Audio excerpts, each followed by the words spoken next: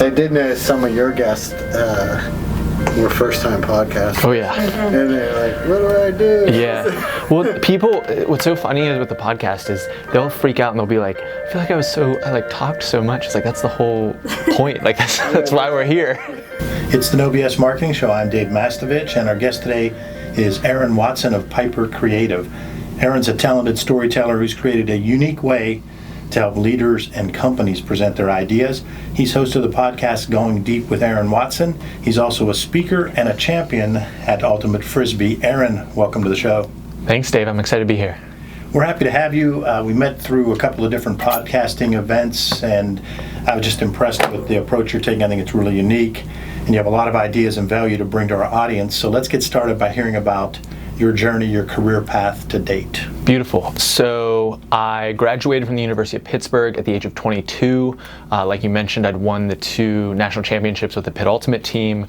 And a PhD in Ultimate Frisbee doesn't get you very far in the business world. So started consuming a ton of podcasts and really felt like I got distinct education from shows like the Tropical MBA, Masters in Business. I could go on and on down the list in perpetuity, but started poking around into what does it take to start your own show.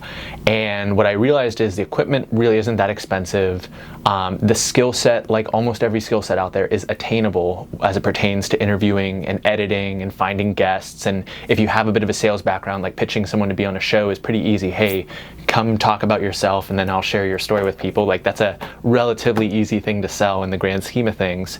And from that point, I just couldn't get the idea out of my head of giving it a go and seeing if I could make it. And 3 years later, more than 340 episodes, have used the show really to educate myself and my audience about all the interesting career paths that one can go down. So anything from becoming the mayor of the city of Pittsburgh to starting an artificial intelligence tech company, to creating an amazing nonprofit like 412 Food Rescue, like Leah Lizarrando is doing. All these stories to me represent the shortfalls and the shortcomings of the Career Resource Center in the colleges and universities around the country. A lot of them tell you, hey, get the banging resume, do these internships, graduate quickly, go to the career fair. And in my experience now with over these 300 different interviews is the folks who found their way into the most interesting careers, doing the most impactful work, often didn't follow some sort of predetermined path that was prescribed to them by a career resource center. They followed their nose, they followed their gut, and they went in a really interesting direction. And so what I'm hoping to do with the show is to create the stories and therefore the pathways for people who aren't necessarily going to go and do the exact same thing, but can have a similar type of impactful career by learning the meta patterns of these different interesting power brokers and influencers. I was talking to one sponsor of ours, a former sponsor of ours, and they couldn't grasp that you wouldn't look at it like, well, if I purchase an ad from KDKAM or DVE, I had this many listeners, and I said, if you're looking at it that way, there's no way you're going to want to be on our show as far as a sponsor, just because it's a completely different way. People listen to the whole episode. People are more apt to be loyal to sponsors. So sometimes it's tough when you're trying to explain that to a potential sponsor. And it's also just about contextualizing, where are the A players' attention? Like, I know that A players are reading books and listening to audiobooks. There's no way to penetrate that outside of writing something really good and getting their attention. So you have to look at the other avenues. And it's well proven that the demographics around folks that are listening to podcasts, they're younger, they're more affluent, they're more successful, they're more educated. And while the education might not always necessarily translate into the right jobs, hence the Career Resource Center rant earlier in this conversation, those are still just statistically the people with greater outcomes that more businesses should be targeting for those means. Versus, like, I literally, outside of watching football, could not tell you the last time I watched a TV commercial. Like, it's literally been years. And so that type of conversation is really about, like, where are people's actual attention? And there's people who, when you bring up podcasting, like I'll mention that I have a podcast, or what are you guys doing when we're recording a podcast? they'll literally say, I love podcasts. I love it. No one has said that about their local news recently. Oh, I love the news. Oh my gosh, did you hear about the shooting? And then the whatever. Like, that isn't happening. Yeah. So there's so much context that can be added on to the numbers. Like, we shared some numbers there, but it's really about the context and the relationship that people have to this medium. So, Aaron Watson, Going Deep with Aaron, and that's the podcast show, plus you've got the summit. You also have Piper Creative, which you've talked a little bit about, but let's walk through more about how you help companies with creative new ways to tell their stories through podcasts, vlogging, events, Instagram. How do you do it? The best way I can describe Piper Creative is the storytelling infrastructure for brands and companies. What we're not going to come in and do is redo the SEO of your website or redo the logo of your company or the story that you're trying to tell or what you're selling.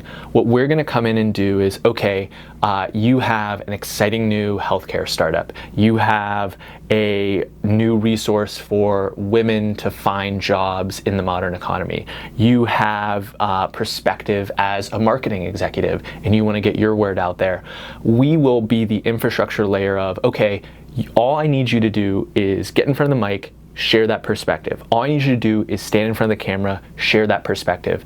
We will take care of getting that produced, edited, looking right, in the right place, have a suggestion for the right time to post it, the frequency, the schedule, because that's not the skill set that you need to devise. Well, it's a no bullshit approach, which is why we clicked the first time we met, because you're actually getting things done and you're focusing on what others shouldn't be focusing on, because you point out something. One of the things about Mass Solutions that I need to do more of is have someone like you disseminating and fixing and taking our content to another level, because I shouldn't be doing what you just described. And that's true of any of these businesses that are out there that you're working with. So you're being no BS because you're pointing out exactly what they shouldn't be doing and how you can fix it for them, and you're getting results and you're doing it on time and on budget. So I'm a fan, and I also agree. I love your merch page on your website. It looks like you probably sell a lot of it. It made me say to my team, why aren't we selling any merch for the no BS stuff? We have no BS shot glasses and stuff. We need to be getting that on there. You inspired us. It's fun, and we eat our own dog food too, which is really important, because there's absolutely no piece of advice or service that we offer that we're not doing ourselves. So right now, for those of you that are only listening, my co-founder Hannah is in the same room. She is shooting footage for our vlog. We put out a new episode of our vlog on YouTube at least 2 times a week. We're trying to get up to like 5 or 6 times a week, putting content out at scale. We break those little pieces apart. We have another person on our team who is an expert at going in and saying that 1 minute and 15-second moment was particularly poignant. Let's pull that out and put that on LinkedIn. Talk about how you started this, because day one, I've watched like 20 of their videos. Like, day one is you two like starting out talking at a Panera or something. Exactly. So once again, back as we mentioned in the first episode about being the storytelling creative infrastructure of a business, I think that's eventually going to pervade nearly every single facet of a company, whether that's their marketing, whether that's their engineering, whether it's their sales, their support. You're going to storytell in your entire environment. And so how that manifests itself for us is we have, like I said, a vlog of our company from day one. Hannah and I, like, literally, I didn't even actually know she did this. She recorded after I asked her to be my co-founder in her car. Aaron just asked me to be a co-founder. We're sitting on that. So that's actually a hot scoop we haven't shared with anyone before. But like, we have all this amazing footage. And when you think about culture, when you think about how does the 100th person that joins your company, how does the 1,257th person that joins your company figure out what the heck is going on? You know, an employee handbook or an orientation is okay. It's a little dry, and it's really hard outside of sitting down with someone and hearing their story to really understand who they are, where they've been, and what they've gone through, which is what's so attractive about podcasting. But at an even more powerful level, if someone's assessing, should I join that company? Should I work with them? Would I feel comfortable being their client? Would I feel comfortable attending one of their events?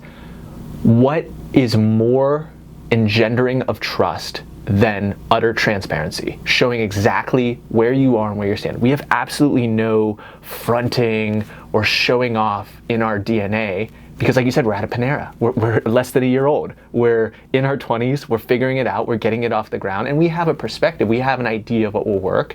And we have clients that we work with. We can't always share every detail of theirs.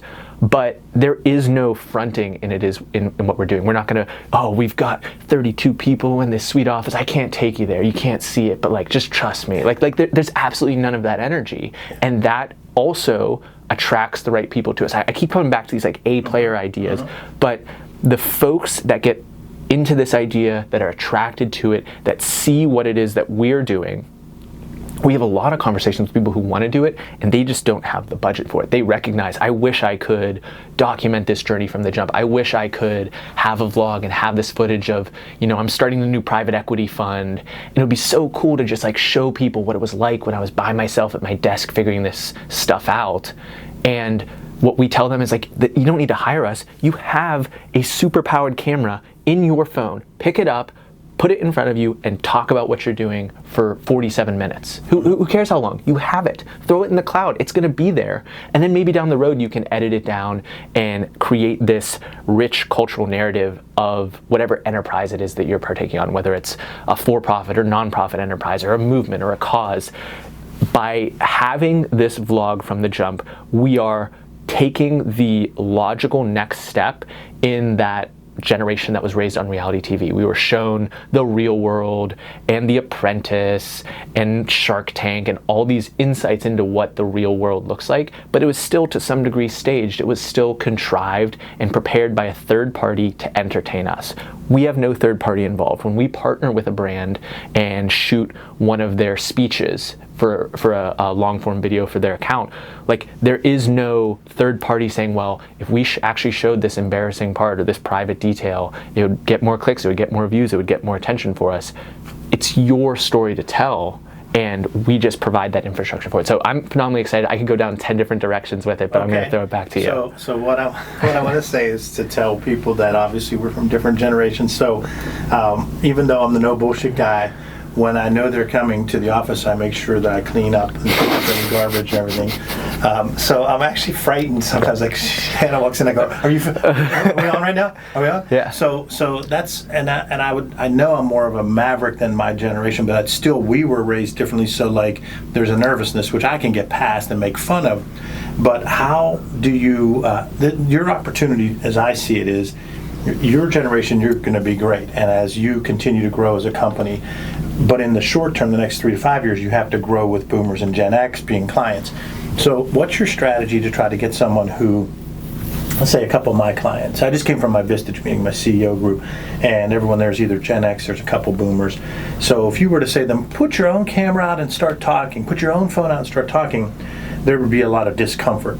And I know you've got this great idea of saying, I want to make sure I work with A players who are like me, but there's talented people like in this group that I'm in that could benefit from you or I working with them, but we have to pull them in a little bit. So I understand not wanting to work with someone that doesn't get it, but how are you going to convince that person who's a Gen X or boomer that's uncomfortable, but they probably could become a great client? So what are your thoughts? Right, so there's a little bit of attitude and a little bit of acknowledgement that I just don't think someone who's all the way over there is going to become a client of ours in a month. Like in my experience, that's just not generally how sales works. Right. However, there's still an immense value in educating the market, getting them ready to be a client. I totally see the value in that. So there's a couple different pieces of advice that I give, and one is really just to try it and not to even set the expectation that you need to publish on something like that.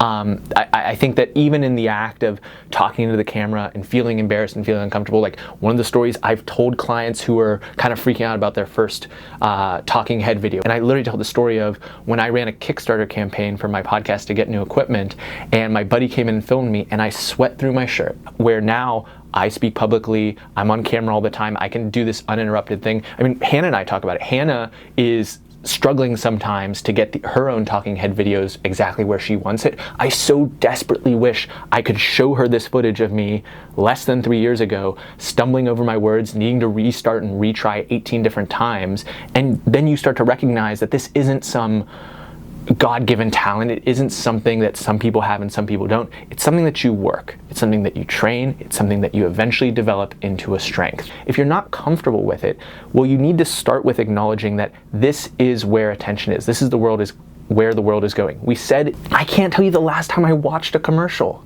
Outside of football games, like, I know that there are beer commercials, I know that there are Ford and Chevy commercials.